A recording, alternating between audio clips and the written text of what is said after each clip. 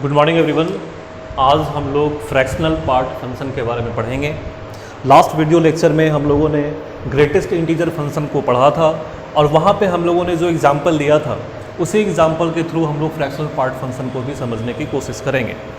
Fractional part function को हम लोग सिम्बॉलिकली इस तरीके से लिखते हैं, fx is equal to x and x को हम लोगों ने कर्ली ब्रैकेट के अंदर में लिखा है। कल हम लोगों ने एग्जाम्पल लिया था 4.3 का, जो सबसे पहला एग्जाम्पल है ना।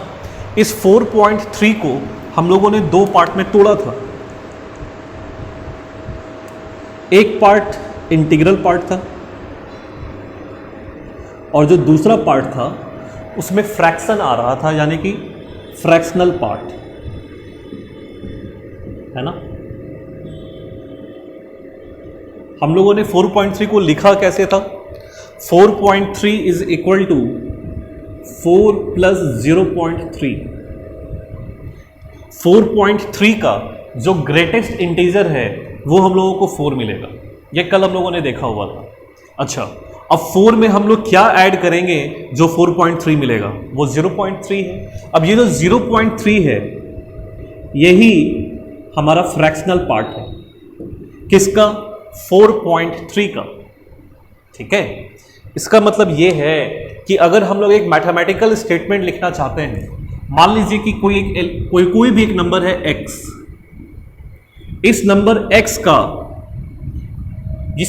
x का हम लोगों को फ्रैक्शनल पार्ट चाहिए, तो हम लोग क्या करते हैं, पहले इस नंबर को एक्सप्रेस करते हैं। जिस तरीके से हम लोगों ने 4.3 को एक्सप्रेस करा है ठीक वैसे ही x को भी एक्सप्रेस करते हैं। तो ये हम लोग लिख सकते हैं कि x is nothing but addition of integral part of x plus fractional part of x। ध्यान दीजिएगा, जैसे हम लोगों ने 4.3 को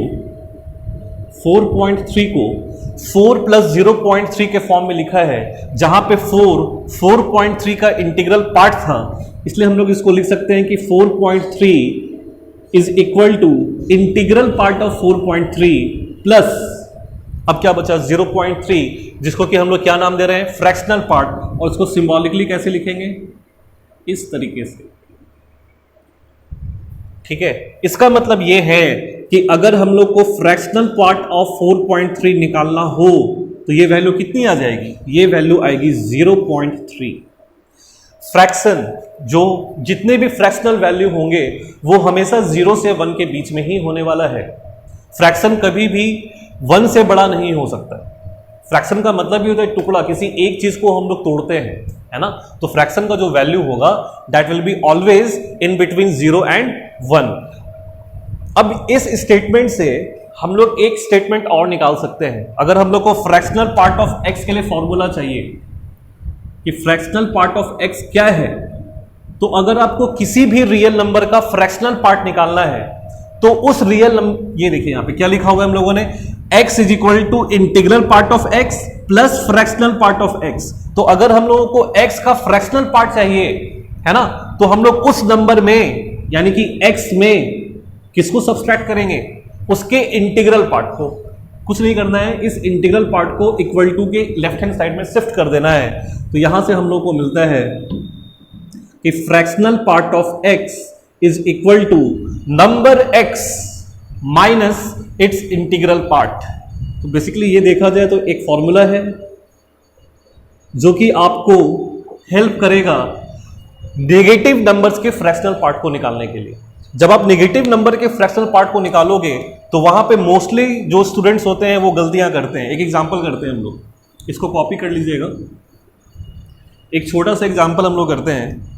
सपोज कीजिए मैंने आपको एक नंबर दिया -1.9 और आपको पूछा जा रहा है कि इस -1.9 का फ्रैक्शनल पार्ट क्या होने वाला है। -1.9 का फ्रैक्शनल पार्ट क्या होगा? अगर पॉजिटिव नंबर है तब तो उसका बताना बहुत आसान है। 4.3 तो 0.3, मान लीजिए रहता आपको 8.9 और आपसे पूछा जाता कि इसका फ्रैक्शनल पार्ट बताओ, तो आप बोलोगे सिंपल, ये 0.9 है। आप 8.9 को देखते हो, 8 को छोड़ देते हो और डेसिमल के बाद में जो नंबर है आप यहाँ पे कॉपी करते हो। सेम लॉजिक यहाँ पे लगाओगे तो उसकी वैल्यू कितनी आ जाएगी? 0.9।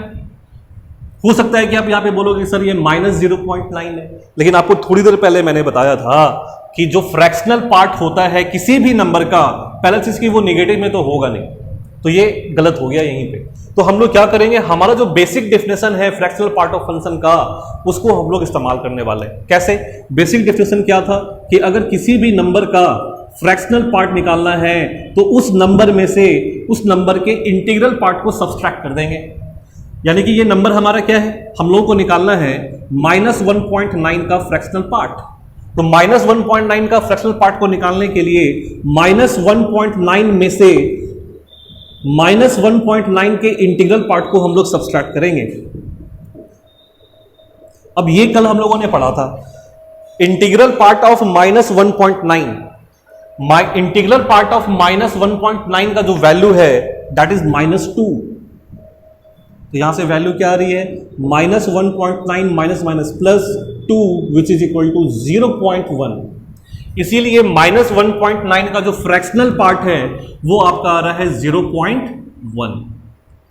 तो इस एग्जाम्पल को बहुत ही अच्छे से आपको करना है, और जो नेगेटिव नंबर कभी भी जब आप इंटीग्रल पार्ट निकाल रहे हो या फिर आप फ्रैक्शनल पार्ट निकाल रहे हो, है ना, ग्रेटेस्ट इंटीजर निकालो या फिर आप फ्रैक्शनल पार्ट को निकालो, आपको इस साइन पर बहुत ही अच्छे तरीके से ध्यान देना होगा।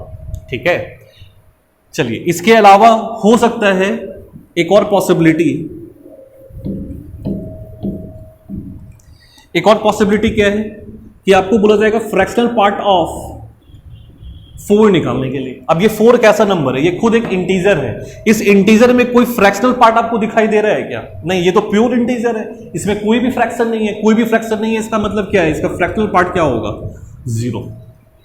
ठीक है, इसलिए मैंने आपको बताया था कि जब कभी भी आपको फ्रैक्शनल पार्ट निकालना है तो 0 मिल सकता है या 0 से 1 के बीच का कोई भी वैल्यू आपको मिल सकता है।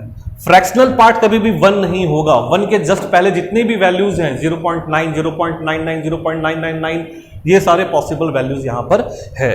तो मेरे ख्याल से अब आप लोग को ये बिल्कुल अच्छे तरीके से क्लियर हो गया होगा। अब हम लोग इसके ग्राफ को करेंगे, यहां तक आप लोग कॉपी कीजिए।